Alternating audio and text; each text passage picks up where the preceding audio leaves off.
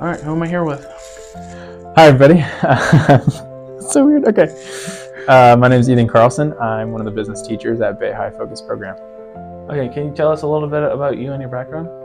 My background is in business. I got my undergrad degree from UNL College of Business. I majored in management, and then I decided in my final year of college that I didn't want to work in business. I wanted to work in education because I think I was passionate about working with youth and wanted to have the opportunity to develop them. So I jumped into teaching, and now I'm a business teacher at Bay High Focus Program. Does that answer the question?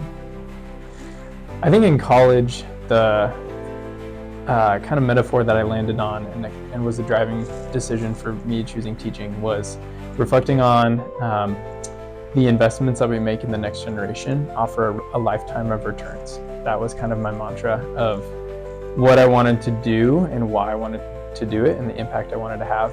And just really had the belief that, again, it's so important to care about the next generation and our young people because they truly will live lives that will impact so many other things after them. And so the greatest opportunity in front of us is with the young generation. So my name is Kayleen Green. I am from Louisiana. I'm very proud to be from Louisiana. I moved to Nebraska in 2018, just after finishing tour. I had been traveling for DJing and then got involved with working with a nonprofit founder. And so then I moved here and started working a lot more with the education and the youth side of things and not as much about music anymore. And then I started doing music camps and stuff like that. And then that grew into, oh my gosh, I can do music and youth development at the same time. I found this fun little niche. And so that's kind of how I got here. And that's how I kind of got in this role as a youth development specialist. I've been reflecting a lot on the way we structure education and also just like my choice to be a teacher and how I choose to manage my classroom. Just again, I think recognizing that, I don't know, I think someone described it once to me that youth face more pressure today than they have in the past. And that's for a number of reasons. It's not just like school is really hard. I think it's, if anything, I think they're even more ready for school. I think what's really happening is because of social media and many other technology trends, there's just a lot of expectations on youth to look a certain way and to do certain things, and just maybe not the ability to, I don't know, kind of be themselves and not have to worry about what others think about them. I just think that's gotten harder for them to do. And so that's something I've seen. And so I think what that causes is I think I've seen it cause a lot of anxiety that seems different than in the past. It's not that people weren't anxious. It's not that I wasn't anxious in school. It's that I think anxiety looks different because the circumstances around it just kind of make it so. I don't know if that's a good answer, but I think that's where the biggest challenges that students face is it just seems like there's more pressure on them to figure it out, to do it right, to be the best, to look a certain way. And that's, again, not just because of social media, but I think in large part because of social media and many of the things that go on around them. So, What inspired me to help young people grow and succeed? I think I always went and hung out with different guidance counselors or teachers whenever I was younger. And so if I was at lunch, I would run up into their room and be like, can I come hang out? So I just like being around older people. Even when I was going to summer camps, I always wanted to hang out with the camp counselors instead of the other kids sometimes because I thought they were so cool. And I think it was just being around other people and having those older people to look up to that made me want to be there for other people. Because when I was younger, my dad died when I was young. And so a lot of my family had to come together and they were there for us. And it was nice to have other outside people that helped me. And so I just want to be another person in a young person's life that's like, hey, like I'm here, I got you, I'm here for you because we're all going through stuff. So how can I be here for you? Can you share a successful youth story you've worked with?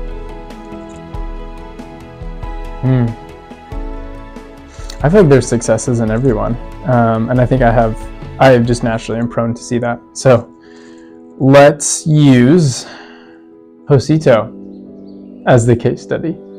I think a success story, again, it's not, I think one of the things that I really wanted to grow in when I got into this job was to not expect a student, I think, to be me. Like, I don't think I need students to be like I was in high school, because in high school I was very driven, I was very involved, I really cared about academics, I really cared about going to college and getting all the scholarships and stuff, which was great, and that was me, but that's not true to everybody. And so I think what I've seen in Josito is I've seen Josito own what he wants to do in life and to have confidence in running after it.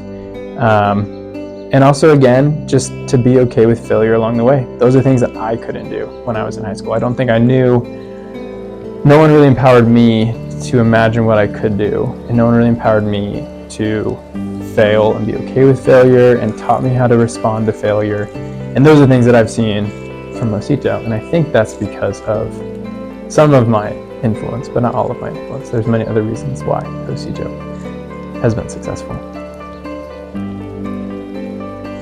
Okay, so then how do you keep young people motivated and engaged? Yeah, so what do we do? I think it's important to include them in the story. Like, again, at the end of the day, it's not about me. It's not about what we're trying to do. It is about the people we're serving. And so how do we keep the spotlight on them, the focus on them, just the kind of the priorities on them? And I think that's hard to answer and that's hard to do, but I think it's a matter of listening. It's a matter of, it takes sacrifice. Like, youth development and engagement work is tiring, because I think what it is at the end of the day, I don't control what happens after I do my job. It's up to students to respond to what I ask or what I dream up, and so that's where the difficulty comes in. Is I think how do young people respond to what's being offered to them? Are they able to respond? Do they want to respond? Do they want to submit an application, come to an event, take part in something that is something new for them and also kind of scary and uncomfortable? So I think it's making sure the students are the focus of the story. It's making sure there's clear paths forward to get involved, and it stays about the students or the youth broadly. Can you share a successful youth story you've worked with? Oh boy. A successful youth story. What are you looking for? What kind of story do you want? What has made the biggest impact to you? Okay, got one. Okay, so a successful youth story was my fan favorite. I worked with Ali. Were you thinking that? Why didn't you just say that? Okay, so a couple of years ago when we started Bay High, I started working with Ali, who came up to me during a recruitment event and said, "Is someone DJing? I hear someone DJing. I've been interested in DJing." And I look over and it's Ali, and he's blind, and he's got his cane, and he's got his helper, and he's just putting his hands out like, "Where's the board? Let me feel it. Let me touch it. Is this what's happening?" And ever since that moment we met, I started working with Ali one-on-one, DJing, and that was wild for me because I had taught people how to DJ before, but I never taught anybody who was blind. And so I had to rethink how to teach someone how to DJ because he had to feel where everything was. And so I couldn't just say, "Now look at this, see how this is doing this? You have to do this." I had to actually take his hands, and we put like pieces of Braille on the actual controller so he could feel. We made like, instead of just seeing where this button is, we have a trick to where when he moves it and it hits this part of the braille, he can feel it lined up, and that's when he knows this is where this knob is. So we did a lot of stuff to his controller, so it was accessible for him to use since he couldn't see it. But he tried my patience a lot because he was very set in his ways, what music he wanted to listen to. So besides just I had to figure out how to teach a blind student how to DJ, it was also just, we would bump heads on music genres. So I was like, you gotta play other music besides just hip hop. And he was like, I only wanna play hip hop. Fine. And so it took patience from me learning how to work with someone who thought so differently than I do, and how can we come together and do something fun and collaborative. So it was just the entire process. I mean, maybe it was like 2 years working with him, but within the first couple of months, he was on stage DJing at a Live at the Bay concert, and so that was really, really fun, and he got to feel what it was like to have the audience cheering his name on, and it was really fun to see that experience. So working with Ali was really great, and I still talk to him. I probably will text him right now. I'm doing it right now. I'm making a note. Text Ali. See, this is what youth development is. Not just leaving people when you're done. Youth development is continuous. Hey, this is a reminder. This is a reminder to text you for myself. There we go. Okay. Gosh, but that's what I say youth development is like. Okay, I gotta continue to talk to somebody. I'm not just gonna leave you. So that's why whenever you graduate and you're done and you're grown, I need you to talk to me still.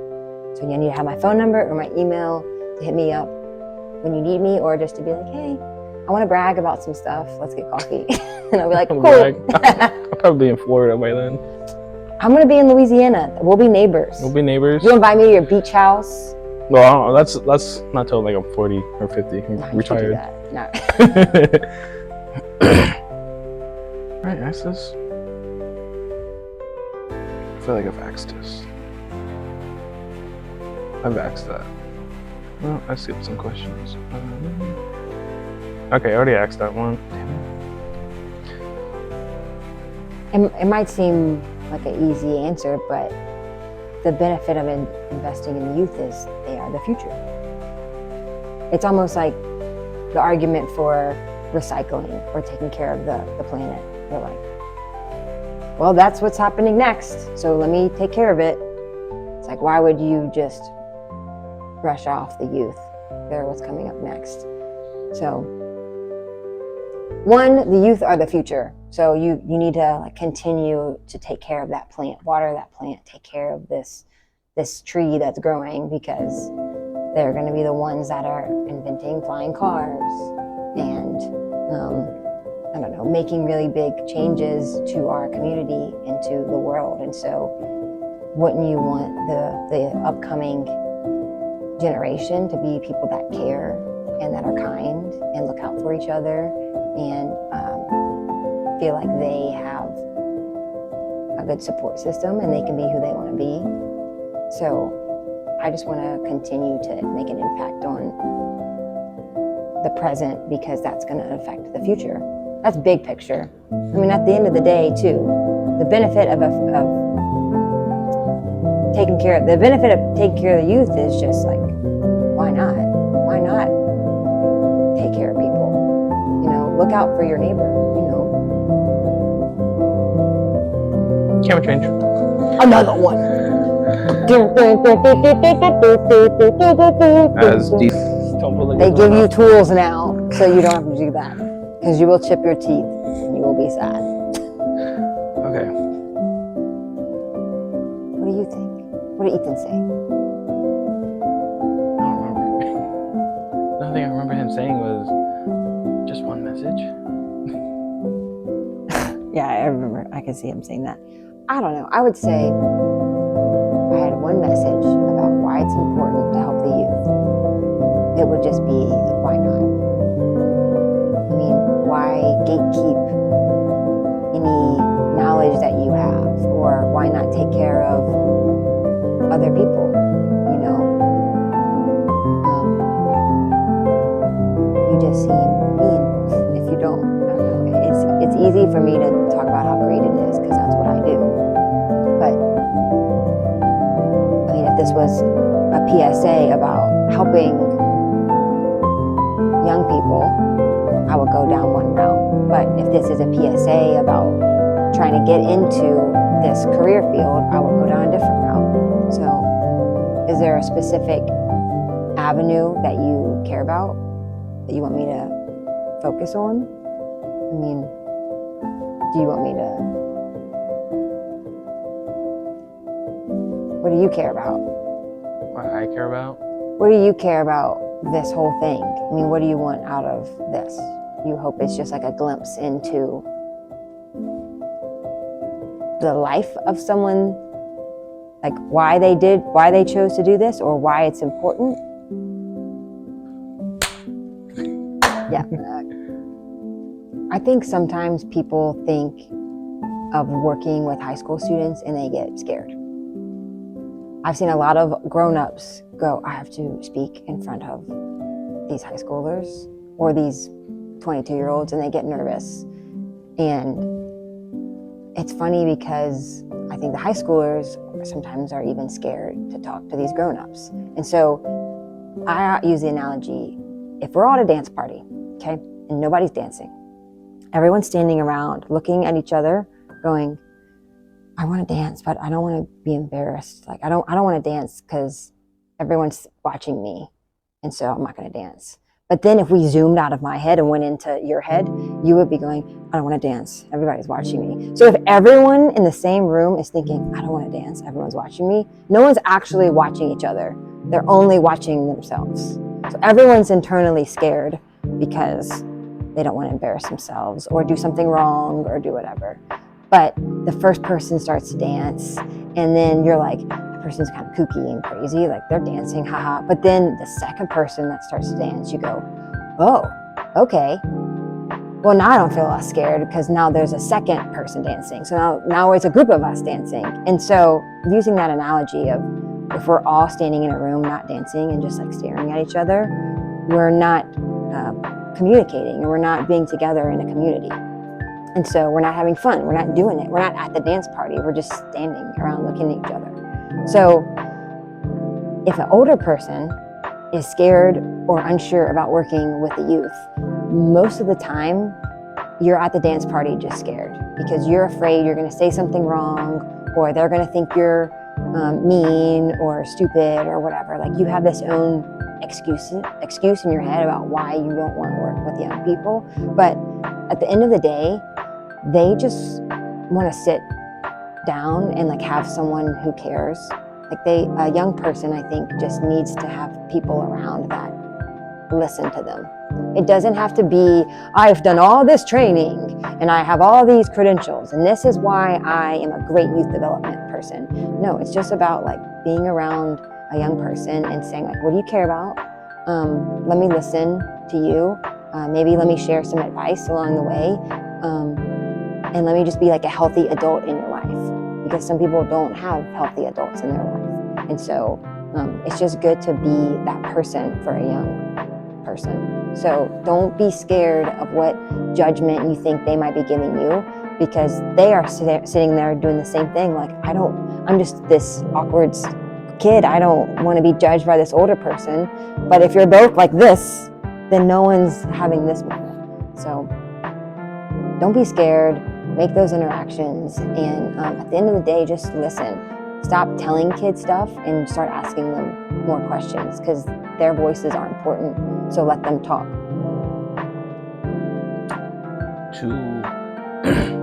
To relate to that, so I was working out, and I was planning on doing interviews with people, just like quick, like a couple questions. Yeah. But I was just so scared to walk up to these people, because I know they're working out and stuff, or I don't want to be intruding on their workouts or anything. But I went to this one lady, and I see her every time I'm there, because I always go at the same time. always see her there doing her setups and stuff. So I was like, okay, let me just go up to her and just ask. And she said, yeah. And we had the interview, and it was great. And then I went up, and I was like, oh, it's okay. So let me go find some other people. I didn't want to just ask people while they're working out, so I asked some of the staff, and there's 3 of them having a little chat. So I asked them, and they were like, yeah. One of them didn't want to. I was like, okay, that's right. But they all gave me great answers.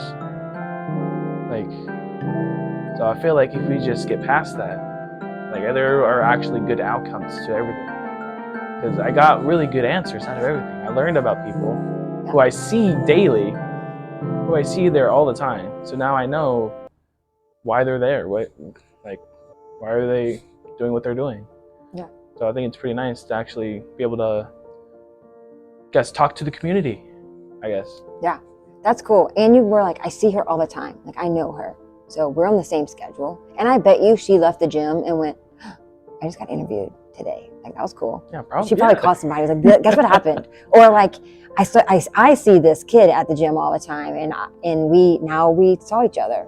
So, I mean, now when you see her, you probably be like, hey, have a good workout or whatever. Like now now you know somebody there and the workers. That's what happened to the workers. They were like, hey. Yeah. See, that's cool. And now you have that friendship with them, because maybe what could happen is all of a sudden they one of them is doing something and they go, I know Josito filmed this thing with me one time or recorded. Like, Josito knows about audio stuff, and next thing you know, you're the interview guy at the gym, because they need content for the gym and they knew you already knew some stuff. Like, you never know. No, it was even better because I always see this kid there, which was the woman's mom or son. Yep. The woman's son. I always see her. And after the interview, the kid comes up, starts walking. She was like, hey, you should interview this guy. But he wasn't having a good day, so. Maybe next So time. I interviewed him the next day. That's cool. And I spent like 15 minutes talking to this kid. That's cool. How old was he? 4th grade. Oh, wow. So he was a kid. It was he was kind of big. I thought he was like in middle school. I was like, whoa. But sadly, I fucking put my camera in the wrong mode. Oh, So I man. got like no audio. Now you know. I was like, damn. But that's fine. The kid was awesome. All right, well, that concludes the interview. Good job. Proud of you. Good luck. What's one message you would like to give about the importance of helping the youth? Only one, Josito? I think I would end by just kind of restating what I said in the beginning, that investments in youth offer a lifetime of returns. So our biggest opportunity for return on investment is by helping and supporting young people.